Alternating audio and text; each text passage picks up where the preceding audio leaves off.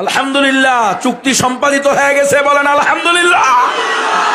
বিশ্বের অঘোষিত super power আফগানিস্তানের তালেবান আল কায়দা, আল্লাহু আকবার, চুক্তি সম্পাদন হয়ে গেছে, তালেবানদের হাতে ক্ষমতা এসে গেছে। এরপরে ভয় পাওয়ার কিছু নাই মুসলমান। তালেবানরা যদি পরাজিত হতো তবু আমাদের ভয়ের বিষয় ছিল না, কারণ জিহাদিরা তো কখনো পরাজিত হয় না। কথা বুঝেন নাই? আল্লাহ আপনি আমাদের এই সুসংবাদকে দীর্ঘ থেকে দীর্ঘায়ু করেন। আল্লাহ ইসলামের এই বিজয়কে কিয়ামত পর্যন্ত স্থায়ী করেন। এবার বুঝবি মোদি কয় দিনে কয় ঘন্টায় মাস হয় ইনশাআল্লাহ। খেলার নাম বাবাজি, মুদি টুডি সব ভালো হয়ে যাবো, দেখতেন না? হয়তো ভালো হইব, আর নইলে আইতেছে খলিফাতুল্লাহিল মাহদি, খলিফা মাহদির বাহিনীরা, এই কুরাসানের বাহিনীরা এসে এদের গলায় বেড়ি পরিয়ে লোহার বেড়ি পরাইব, লোহার বেড়ি পরানো হবে এদেরকে, এরপরে টেনে নিয়ে যাওয়া হবে। বুঝবা? এত সোজা না ইসলামকে শেষ করে দেওয়া। ইসলাম এমনি এমনি আসে নাই, ইসলাম রক্তের উপর দিয়ে ভেসে এসেছে। এত সহজে ফুৎকার দিয়ে ইসলামকে নিভিয়ে দেওয়া যাবে না এই বিশ্ব থেকে ইনশাআল্লাহ। ইসলামের জয়ের সময় এখন, বিজয়ের সময়। মা বোনেরা, সন্তান গর্ভে ধারণ করো মুজাহিদ বানানোর জন্য। সন্তানকে দুধ খাওয়াও আল্লাহর রাস্তায় জিহাদ করার জন্য। অধিক সন্তান গ্রহণ করো ইমাম মাহাদির বাহিনী বাড়ানোর জন্য। মুসলমান হয়ে যাও, বুকে লাগাবো। মুসলমান হবা না, বাদা বাইনানা ওয়া বাইনাকুমুল আদাওয়াতু ওয়াল বাগদাউ আবাদা। খবরদার কখনো মুসলিম উম্মাহকে বিভ্রান্ত করবেন না, হিন্দুদেরকে বন্ধু ঘোষণা দিবেন না। হিন্দুরা মুসলমানদের বন্ধু হতে পারে না, এরা মুসলমানদের চিরশত্রু।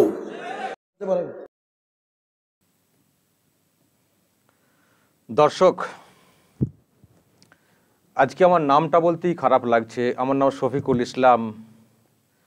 আর আরও একজন যার বক্তব্য শুনছিলেন, তিনিও দাবি করেন তিনি একজন মুসলমান, কিন্তু যে বক্তব্যটা দিলেন এবং যে ভিডিওটা সাংসদ অর্জুন সিং টুইট করেছেন আমি দেখছিলাম, বিশেষ করে শেষ অংশটা, যেটা খুব আপত্তিকর, যেটা আমার মনে হয়েছে যে হিন্দুরা কখনো মুসলিমদের বন্ধু হতে পারে না, চিরশত্রু। আসলে এই ভিডিওটা প্রচুর ভাইরাল হচ্ছে, আমি দেখছিলাম সোশ্যাল মিডিয়াতে, হোয়াটসঅ্যাপে খুব ঘুরছে। এবং তারপর তো একেবারেই দেখলাম যে এমপি অর্জুন সিং তিনি এই ভিডিওটা টুইট করেছেন, একটি বাংলাদেশের একজন মৌলবীর বক্তব্য ভিডিও।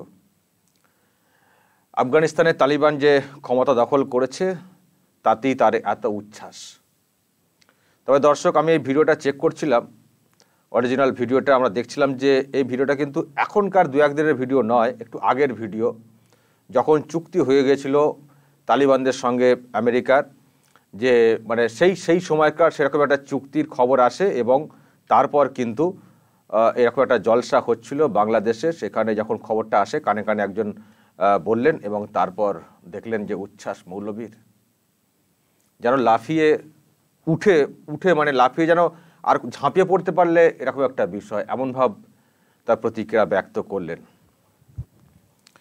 দর্শক। এবং এখন তো একেবারে তালিবান আফগানিস্তান দখল করে নিয়েছে, তাদের মতো করে সরকার চালাবার সিদ্ধান্ত নিয়েছে এবং কিছু কিছু জায়গায় প্রতিবাদ হয়তো হচ্ছে, কিন্তু তারা যেভাবে গুলিগালা চালাচ্ছে, ফলে এখন বলতে পারা যায় তাদেরই দখলে গোটা আফগানিস্তান।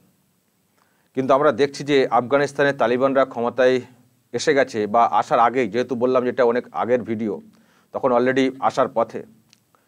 তারপর থেকেই এই যে বাংলাদেশের মৌলভী মুফতি মাহমুদুল হাসান, যার নাম আমরা দেখতে পাচ্ছি, একেবারে ওপেন ধর্মীয় জলসা হচ্ছে, সেখানে তার উচ্ছ্বাস প্রকাশ।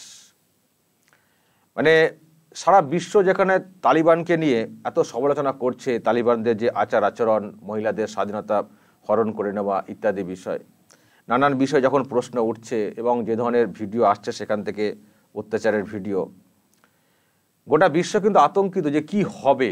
আফগানিস্তানে তো তালিবানরা থাকবে, কিন্তু তার প্রভাব বিশ্বজুড়ে কোথায় কি পড়বে, এটা নিয়ে কিন্তু ভীষণ একটা উদ্বেগের বিষয়, চিন্তার বিষয়। কিন্তু বাংলাদেশের এই মৌলভী সাহেব, আমি দেখছি যে একেবারে জলসা, একটা ওপেন মঞ্চ জলসাতে তিনি এইভাবে প্রতিক্রিয়া ব্যক্ত করছেন। আবার সবাই আবার দেখছি সাধুবাদও জানাচ্ছেন, সবাই তো উৎসাহই দিচ্ছেন, মানে সবাই খুশি, যারা ওখানে রয়েছেন সবাই খুশি। উনি আবার বললেন যে মা বোনেদেরকে যে বেশি বেশি করে বাচ্চা ধারণ করতে হবে, কারণ সংখ্যাটা বাড়বে আর কি, লড়তে হবে, মুজাহিদ তৈরি করতে হবে, জিহাদে যেতে হবে, রক্তের মধ্য দিয়ে ইসলাম এসছে, এইসব কথা তাদের মুখ থেকে কিন্তু এইসব শোনা যায়।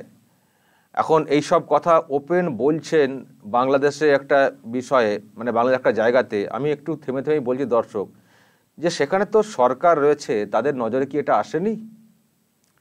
যে ধরনের মানে উস্কানিমূলক কথা উনি বলছেন, এবং তাদেরই তো আমরা প্রতিবেশী দেশ ভারতবর্ষ, সেখানে নরেন্দ্র মোদীকে কার্যত থ্রেট দেওয়ার মতো, মানে ভালো হয়ে যান মোদী, নাহলে কিন্তু মানে বিষয়টা আমরা দেখে নেব, লোহার বেড়ি ইত্যাদি বলে যেভাবে থ্রেট দিচ্ছেন।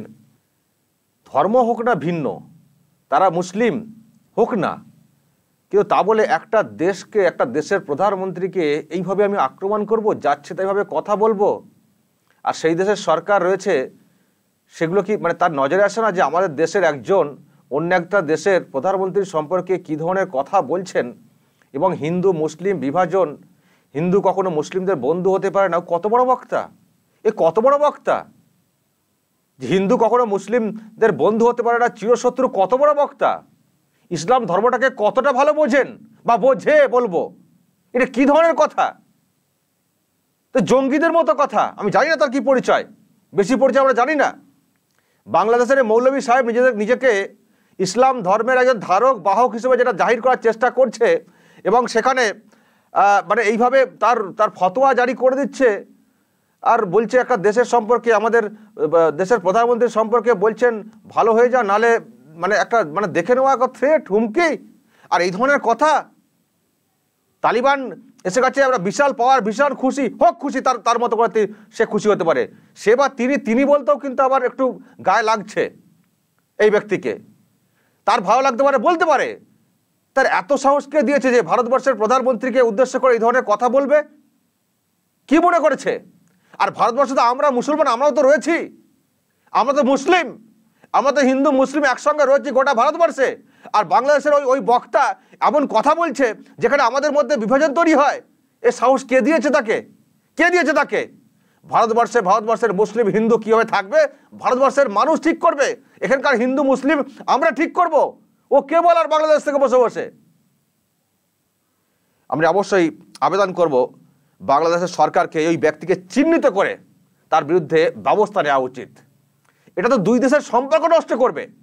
আজকে বাংলাদেশের একজন বক্তা মৌলভী সাহেব এইভাবে প্রকাশ্য জলসাতে সে এইভাবে বক্তব্য রাখছে, আর সে দেশের সরকার কিছু করবে না, তাহলে এই দেশের বাসিন্দা হিসেবে আমাদের কি ধারণা তৈরি হবে? তাহলে নিশ্চয় মদত রয়েছে বাংলাদেশের সরকারের। এইভাবে ভাইরাল হচ্ছে, এত মানুষ জেনে যাচ্ছেন, এবং সেখানে কোনো অ্যাকশন আমরা এখন জানতে পারছি না কোন সাহসে এই কথাটা একটা ভারতবর্ষের প্রধানমন্ত্রীকে উদ্দেশ্য করে এই কথাটা বলে। বিরাট বড় ধর্ম জেনে গেছে, তাই না? বিরাট বড় ধর্ম জেনে গেছে, বিরাট মুফতি সাহেব ধর্মটাকে বুঝে গেছে, একবারে সাধারণভাবে বলে দিচ্ছে যে হিন্দু কখনো মুসলমানদের বন্ধু হতে পারে না, যে মুসলমান হয়ে যাও গলা মিলে নেবো, নাহলে কিন্তু হবে না, চিরশত্রু। কি ধর্ম বোঝে ওই বক্তা? তাহলে আমরা যে হিন্দু মুসলিম পাশাপাশি রয়েছি, তাহলে আমরাও তাহলে মুসলমান নয়, এটাই তার কথা অনুযায়ী পরিষ্কার। আমরা হিন্দু মুসলিম পাশাপাশি রয়েছি, একে অপরের সঙ্গে বন্ধুত্ব রেখে আমরা চলছি, আমাদের মধ্যে সেরকম তো কোনো বিভাজন হয়নি।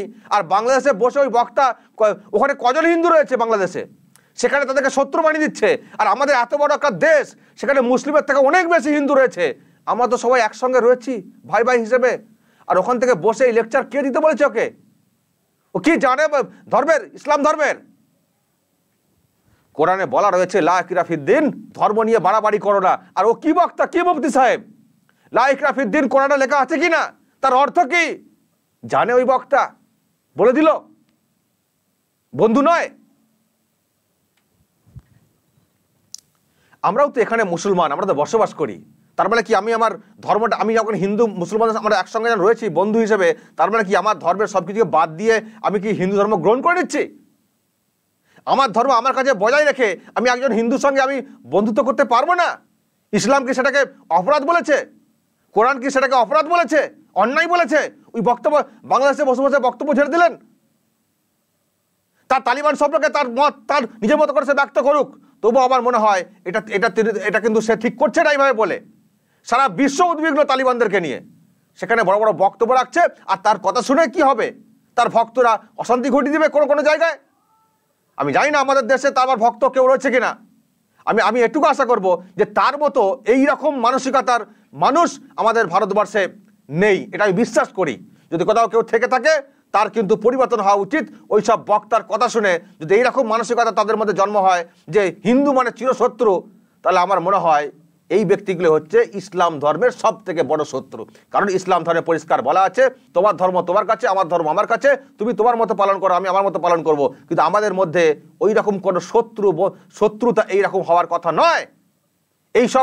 এইসব মতবাদ যারা বিশ্বাস করে, যারা এই ধরনের অপব্যাখ্যা করে বেড়ায়, তারা সব থেকে বড় শত্রু ইসলাম ধর্মের। আর তাদের জন্যই কিন্তু এই বিভাজন, এই অশান্তি আর এত ভেদাভেদ, যেটা আমি বিশ্বাস করি। দর্শক নিজের মতো করে বলে গেল, আমার ধর্ম, আমি শফিকুল ইসলাম, আমার ধর্ম আমার কাছে, আমি নামাজ পড়বো, আমি রোজা রাখবো আমার কাছে, আমার বন্ধু যদি একজন হিন্দু হয়, শিখ হয় বা অন্য কোনো ধর্মের কেউ হয়, তার সঙ্গে আমি মিশবো, ব্যাস আমি তার মানে কি আমি খারাপ হয়ে গেলাম? আমি খারাপ হয়ে গেলাম? আমি কি আমার ধর্মকে বিসর্জন দিয়ে কি আমি হয়ে যাচ্ছি নাকি হিন্দু হয়ে যাচ্ছি? আমি বন্ধুত্ব করলে, ফ্রেন্ডশিপ করলে আমি কি আমার ধর্ম চেঞ্জ হয়ে যাবে? যাদের দুর্বলতা থাকে না এই ধর্ম সম্পর্কে মনের মধ্যে, তাদের এইসব ভয়টা কাজ করে। আর যাদের ইমান ঠিক থাকে, যে কোনো ধর্মের মানুষ যতই বন্ধু হোক না কেন, তার ইমান কিন্তু ঠিক থাকবে, তার আসল লক্ষ্যটা কিন্তু ঠিক থাকবে। আর যদি কেউ মনে করে এই ধর্মটা আমার, আমি মালিক হয়ে গেছে, আমি যা বলবো তাই হবে, আমার কথা সবাই শুনবে, তাহলে মনে হয় তারাই হচ্ছে সব থেকে বড় শত্রু মুসলিম সম্প্রদায়ের। আজকে এই কথাটা সাংসদ অর্জুন সিং এই ভিডিওটার একবারে তিনি টুইট করেছেন, সারা দেশে ছড়িয়ে পড়ছে। গোটা ভারতবর্ষের মানুষের মধ্যে কি রিয়াকশন তৈরি হচ্ছে বলুন তো? আজকে তার বক্তব্য অনুযায়ী এই ভারতবর্ষের হিন্দু মুসলিমদের মধ্যে একটা ভেদাভেদ তৈরি হচ্ছে কি হচ্ছে না? মানসিকতা সেরকম তৈরি হওয়ার চান্স থাকে। তবু আমি বিশ্বাস করি আমাদের ভারতবর্ষের মুসলিমরা ওই রকম নয়, ওই বাংলাদেশের এই ধরনের মানসিকতার মানুষদের মতো নয়। আমরা বিশ্বাস করি আমরা কিন্তু ঐক্যবদ্ধ থাকবো। হিন্দু মুসলিমদের মধ্যে একটা লেলি দেওয়ার কোথাও চেষ্টা করছে বাংলাদেশের এই সব মৌলবী সাহেবরা, যে বিভাজন লাগিয়ে দাও, অশান্তি লাগিয়ে দাও, মজা দেখবে বসে বসে ওখানে।